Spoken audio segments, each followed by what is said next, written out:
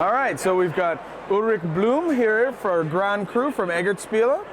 So Ulrich, nice to have you on board. Tell us about your game. Right, this is Grand Cru. It's an economy game about wine. Each and one of us has its own vineyard, and throughout the game we'll have to pick up loans because we're all broke buying all this land. And once you get out of your loans again, you end the game. Most of the time you'll win if you get out of your loans, but not always. There's a few other things that matter. We will have to purchase some wines, some special tiles. We will sell them for the best price possible. The point, of course, being, since it's wine, it's not sellable once you harvest it directly. We have these, I might show this a bit closer. Once you harvest something, that'll look like this. You harvest it always into the first barrel, and it keeps on ripening every year. So once it's in a barrel that shows the same color as the cube, it's sellable. So of course, the stuff that you wait for longer, like blue here or purple, is of course the expensive stuff. You can sell green right away, but it's really cheap. So the whole game is about timing decisions, about time. Will I invest my capital on a long-term basis? Will I do the short and little thingies, or just go for the big run? Nice. So, and you even have the actual names of grapes. So you got Gamay or Cabernet Sauvignon, or of course, Pinot Noir and stuff like that. So yeah, the blue is the Pinot Noir. Of course. That was quite important to us, that you actually feel like producing wine. Yeah, you had to drink a lot of wine probably to get the game done. So. Yeah, which was terrible. Horrible. Actually. Yes, terrible. Exactly. And so I'm just going to go a little closer into the actual mechanics. So. We play in years. Each year consists of at least 4 rounds. It can go on quite a lot longer, but each one of us has at least 4 actions. It might be longer, it might be finished with 4. I'll get into this right away. Every time it's your action, you can bid on one of these tiles. This is the setup for 2 players I made here, so it's just a few tiles. You can bid a certain amount on a tile. So I said this Pinot I will buy for 4 if I get it, but I can only bid on it. Then next player's turn and so on. Once it's my turn again and I'm still the most bidding player, then I can buy. So now I can say, okay, 4 is quite nice. I'll pay my 4, and I'll directly. Oh goodness, that was the neighbor's stand. So I get one of these grapes here, and another option is, of course, to harvest. I will have to pay 1 franc for harvesting. And as I said, it's in the first barrel at the moment. It will ripen with the years. Other things you can do is just to move one of the prices up. And of course, important thing that you can do is, once it actually is back here, you can sell. When selling, you just take all the grapes from 1 barrel of one color, sell it here to your corresponding stand at the wine festival, and for each cube, get the appropriate market price.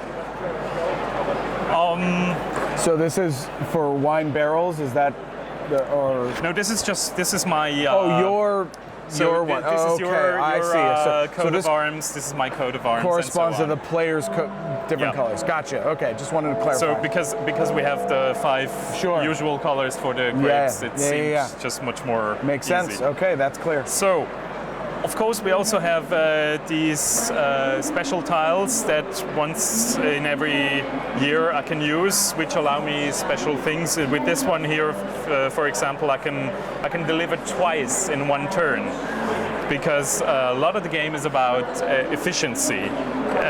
When I can sell several grapes at one time, that's good for my efficiency, because I don't use several actions. And now I'm getting into this 4 actions thingy. The starting player always uses this bottle, moves this bottle, And once it's back here, we're allowed to trigger the end of the year.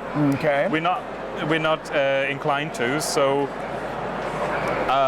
the end of the year is triggered once I harvested all my grapes. Okay. So it's in the hand of the player how many actions we'll have. I see. We have 4 actions for sure, because we're just not allowed to harvest the last grape before Okay. that.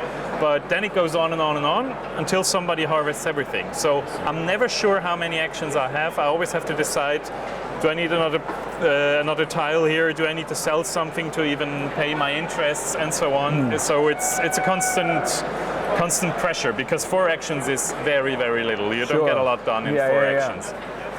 So once we're, sorry. No, I was gonna just add, so you have, for example, you bid on this Pinot Noir grape here and planted it. Now, is that square taken up for the rest of the game? Is that gonna be Pinot Noir? Yes, always? that's gonna be Pinot Noir. Where it's on here is not really important, but you have 12 squares. Yes. Which is a lot, but some people fill it up. All right, so, but once something's there... Once something's there, it's there. If you buy a 13th, you just throw away something. But that would be quite an extreme strategy. Right. All right, so we've played through this year with buying things. Now we're coming to the end of the year. We're coming to the wine festival. In the first, throughout the year, the top half of the plan is active, and now we're getting here. Okay. First, we're checking for each color who has sold how many. Most get 3 points. The second place gets 1 point in each color in prestige points, which is this track here. Oh, okay. So we check through all the 5 colors. We acquire some points. And then we can spend these on these wine festival actions. Each action is only available once per year. The player being up front has the first choice, and we go around until nobody wants anymore. Okay. There's nifty things like the starting player, of course. There's this action, which is you can harvest again or you can deliver again, which is the same action as throughout the year, but if the year was very short, it can be very valuable to do it again. Okay. Special things like selling a wine that's not ripe yet, or here we have 3 actions to actually boost the market a little. Okay. Or if you need it, you can even get money for your points. Oh, okay. So we run through these special actions. Then we get to the banking phase where we have to pay our interest, of course. Each of these loans, there's a marker of each player here. Let's say I took out 4 loans in the beginning of the game. Each one is worth 7 francs. And now I'll have to pay interest, which is 6 in this case, which I hopefully can pay, otherwise not so lovely things happen. I would think so, yes. Because you'll have to take out another loan, but you only get 5 instead of 7. Because it was an emergency loan. Right. So after we paid this, we have to decide, am I fine? Do I need more loans? Can I even pay back some loans? And do accordingly here. Let's say I take out another 2, get my 14 of francs, and then we start another year. Okay. So this is 1 year. We go through this several times, between 5 and 10 times usually. And once someone manages to get back to the 0 here, has paid back all his loans, the game ends, and you get points for each different tile you acquire. Different. Okay. You get 5 francs. For each cube down here, you get 1 franc, and your cash, of course, and you deduct all the loans that are still open. Okay. So the one with the most money wins. Most money wins. All right, great. That's fantastic. Okay, so again, you said it plays in about how many rounds of the? 5 to 10 rounds. Okay. It depends a bit. It's there's a lot of strategies possible. You can play small. You can take out like 2, 3 loans maybe and try to really get through with it. Doing a lot of gamay. Do a lot of gamay. Gamay has the problem if it's on the lowest thing. It's not profitable because it costs 1 to. Right. Exactly. There's of course tiles that can change this, but since every time you sell something it drops a little, you'll have to see. Okay. You can play small, you can play the big spender, go with like 5, 6 loans right from the beginning, get the stuff out of here, because there's a special way to buy. You can just buy for 7. The ones that are here, the ones that even are a bit on already, but you'll have to pay 7. Boom, 7. Which is 7, boom, you get it no matter what. You save an action, because usually you have to bid and buy. Ah, okay. You save an action, but 7 is a lot of money. 7 is 1 loan. So there's a lot of ways to approach this thing. There's also how